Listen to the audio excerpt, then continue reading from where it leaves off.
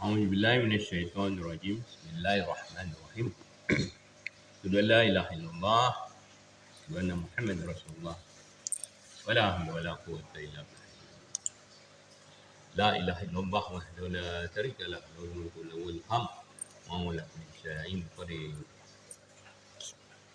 Tuan sekalian, Assalamualaikum warahmatullahi wabarakatuh. Alhamdulillah, syukurillah.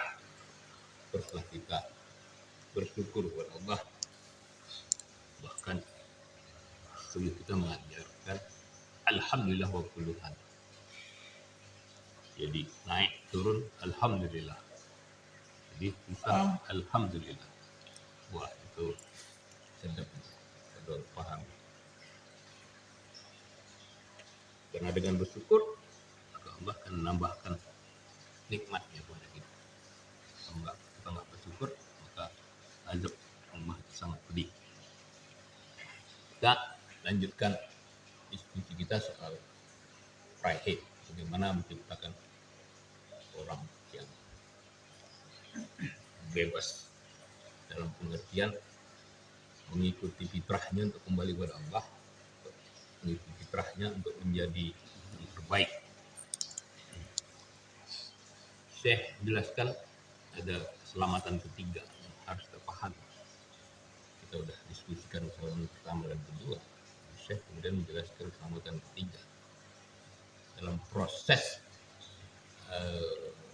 perkembangan manusia yang masuk ke dalam kondisi pubertas. Jadi pubertasnya adalah sesuatu yang orang sekarang tidak lagi memahaminya. Termasuk saya juga pada saat saya mendidik anak saya.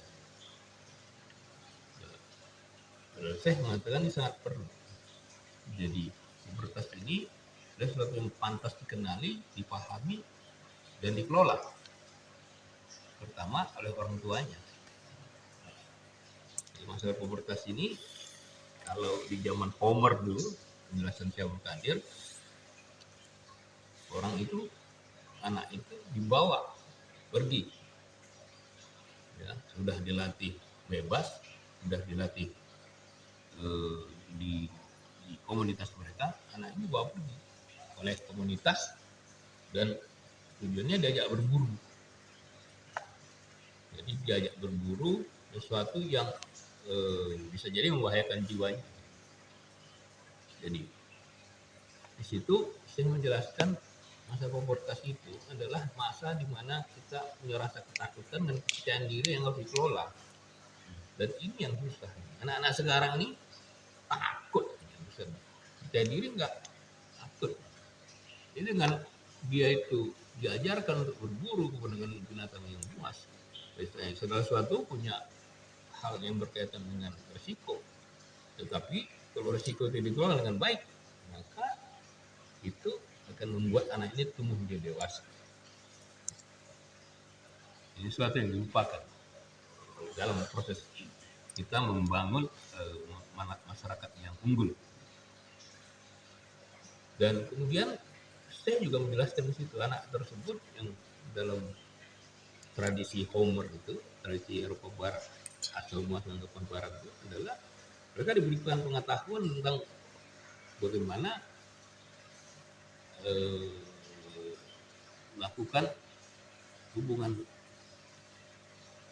seks dengan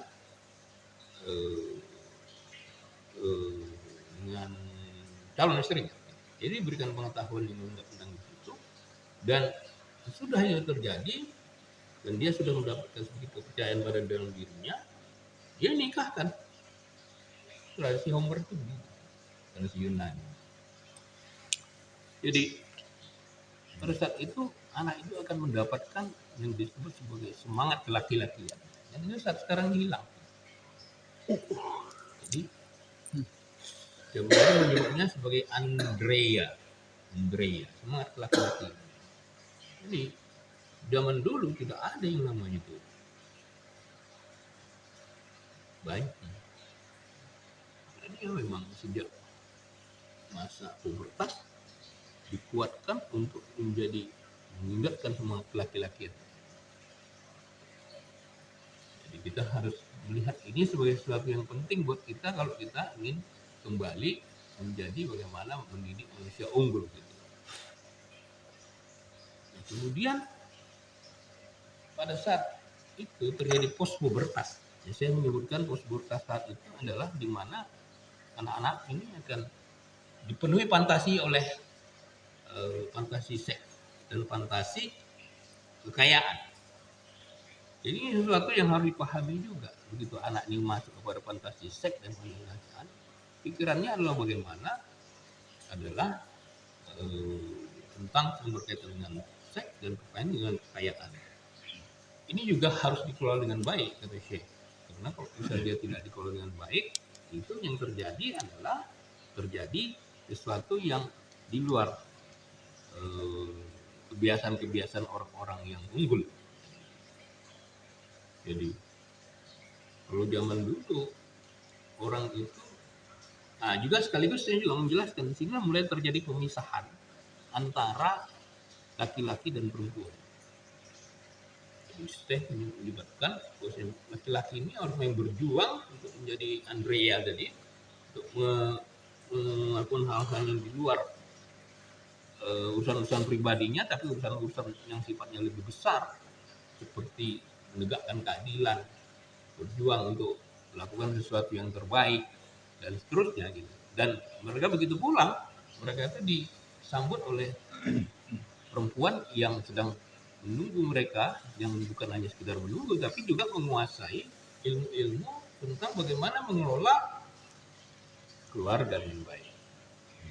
Jadi pembagian tugas itu menjadi yang disebut sebagai relasi, yang disebut sebagai relasi kolaboratif. Maka itu disebut pasangan kolaboratif. Sekarang ini kebanyakan karena mereka terjebak dalam sistem modernisme, maka laki-laki dan perempuan dianggap sama. Tiba-tiba laki-laki dan perempuan ini menjadi sesuatu yang berkompetisi, bukan sesuatu yang berkolaborasi. Dan ini begitu terjadi pada satu keluarga tertentu, maka yang berakibat sangat merusak itu adalah kepada anak. Karena anak menjadi seperti yang sudah kita diskusikan, menjadi tidak punya semangat pelatihan dan bahkan bisa jadi menjadi sesuatu yang di luar daripada yang diharapkan. Nah, saya juga menjelaskan terakhir manusia modern ini pasifis. Pasifis ini jadi pasif, menunggu, menerima. Nah, jadi ekspresi yang membuat pasif itu ada dua, kata Syekh. Satu, militer. Jadi wajib militer itu membuat orang pasif. Karena dia tidak menjadi sesuatu akan dirinya, tapi segala sesuatu harus diperintah. Segala sesuatu harus mendapat perintah dari atasannya atau dari orang yang otoritatif, dan dia menjadi pengikut semata. Jadi itulah menyebab pasifis. Dan kemudian saya juga menjelaskan yang membuat orang menjadi pasifis ini adalah dia jadi bisnismen.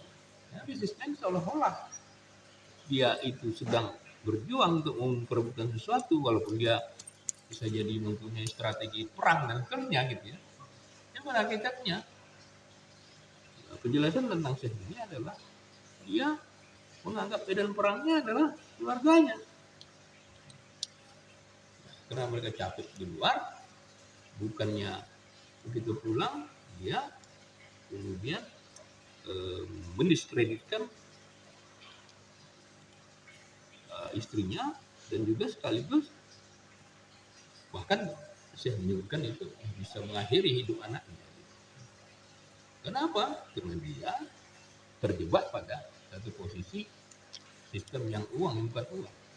Dia terjebak dalam sistem riba, kelihatan kaya, tapi sebetulnya penuh dengan hutang. Dan dia menjadi stres sehingga medan perangnya adalah keluarganya. Jadi dengan memahami ini, kita pahami bahwasanya kalau kita ingin membentuk satu manusia yang unggul, kita harus memahami ini dan kembali ke pola pendidikan yang kita sebut sebagai pola pendidikan tradisional yang terjaga. Jadi anak harus dikuatkan menjadi Andrea, semangat laki-laki itu harus kuat. Ya. Dia harus bisa berburu dan punya yang tujuannya adalah sebetulnya bagaimana dia menguatkan kemampuan dia mengambil resiko dan dengan kepercayaan diri bisa mengelola itu semua. Dan inilah yang harus kita coba kembalikan. Jadi dengan menjadi pasif, dengan mengikuti kehendak orang lain, dengan mengikuti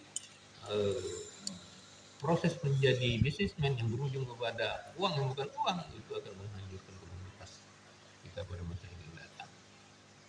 Jadi memahami ini, bahwasanya proses membangun overman atau overmas atau overman atau manusia unggul itu proses yang kita sudah diskusikan panjang, dari prokreasi, dari pada saat dia masa bayi, dan kemudian dan sampai dia sampai dia pubertas, dan kemudian masa pubertas, dan kemudian masa sesudah pra-pubertas sampai dia itu harus kita kelola.